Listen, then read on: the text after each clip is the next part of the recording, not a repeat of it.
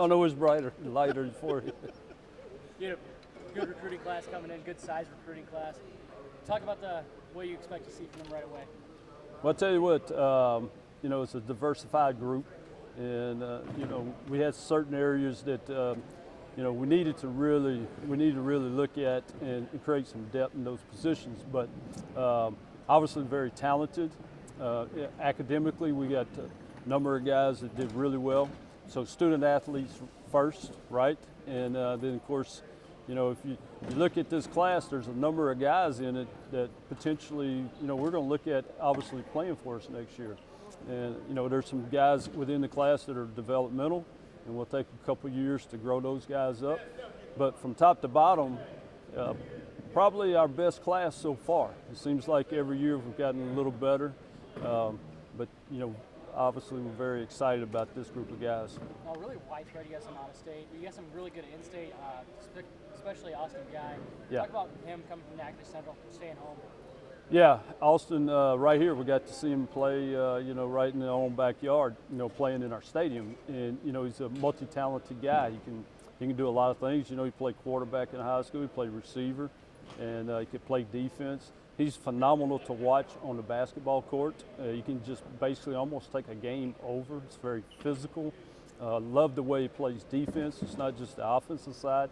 I mean, I think the guy has a big-time upside, and we're going to start with him at wide receiver, and with his jumping ability and his hands and the way he can catch, that's maybe you'll see a few of those deep balls go his way, or some of those balls in the corner of the end zone go his way. Now, what was the biggest area you think you guys needed to improve on, and that you will with this recruiting class? Well, we really wanted to focus primarily, at the skill positions, obviously with wide receiver, because we had a number of guys graduate this year. We wanted to go with some length out there. I think we accomplished that. Added some speed there too as well, depth, and then of course address our linebacker needs. So and then all the the other positions were we wanted to fill in, get very quality players, a couple of running backs, which we felt like we did. Getting a small guy and getting a big guy. Got a quarterback that we're very excited about, Kenny Sears, be the future of the program. And then, of course, like I mentioned before, is the linebackers. We needed to get some depth there. We needed to get a little more length, size to create some range for our defense there. So overall, really every position on the field, probably except cornerback. We had a lot of young corners that played last year, and we got a lot of young safeties coming back. But one other position I would say we looked at real hard was tight end. Okay. You got quarterbacks in this class who had stars by their names, both the transfer from UL Lafayette and Kenny Sears. So you feel good about bolstering that position?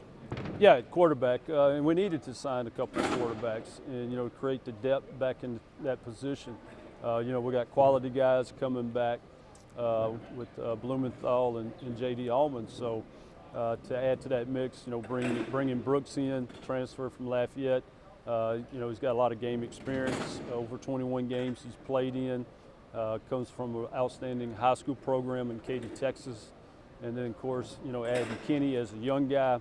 So we think we've got it basically, we got all the bases covered now with the quarterbacks, all of them being at, different stages within their careers. So I think Kenny Sears is the future of our program. It's going to be an interesting battle with the other guys, but certainly we're happy to have Brooks part of our program as well. Kenny was involved a lot on Twitter and social media and helping.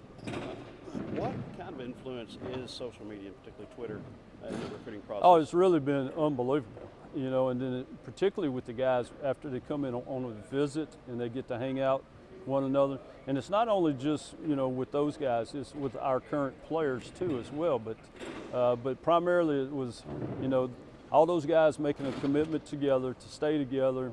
And a lot of these guys had offers from other universities, and for them to stay together all the way down the stretch and hang with really means a lot. It shows a lot of maturity, and particularly on Kenny's part. He was one that was rallying the troops and, hey, let's stay together, and and we're going to go there and we're going to win championships together. And so it means a lot. It really does, and it's a big part of recruiting. Okay, aside from Kenny Sears, who are the bell cows? The blue chip guys that you say, wow, we got him. Well, I think you look at Kenny Sears, he's right at the top of the list. I think that, Hayden Bourgeois, he's a hidden gem, from Notre Dame or Crowley. And, playing safety and the way he tackles and having the ability to return kicks the way he does reminds me a lot of a guy we just had finish here, just played in the Senior Bowl, Ed Egan. So there's a lot of them that I could really mention in that group. A couple of those receivers are in that group too as well. Maybe a couple of those linebackers too. So I think we did really well once you go back and you look at it. Obviously adding transfer from Mississippi State too, Quadre in that mix at linebacker, that is going to help our defense as well. One area that gets overlooked is kicking, and you lost an All-American kicker and a veteran punter, and you feel like you've replaced them with this signing class and with what you've got on campus already. Yeah, we've got a number of guys, like you mentioned, on campus, and they're all going to compete for the job. And then, of course, bringing in 2 kickers in the recruiting class, and a couple of them are multi-talented guys. They're just not place kickers. They can punt too. Which is going to add to the competition.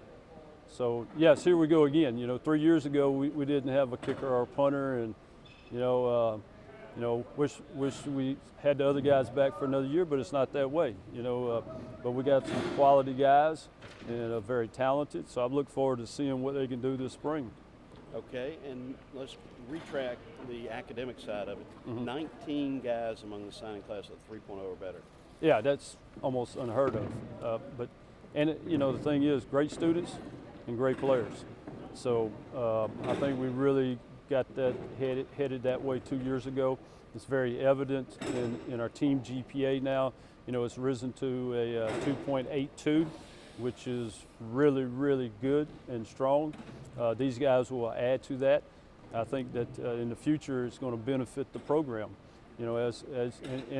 With any recruiting class, it's all with time. It takes time and see how it pans out as it goes. But the biggest thing is we got guys that are serious about their academics and getting their degree. So football will take care of itself.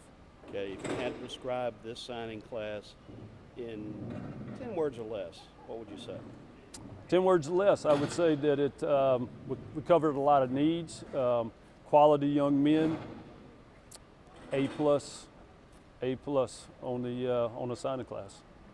I'm not sure if that's 10 words, but it's pretty good. Yeah. Thanks. Thank you.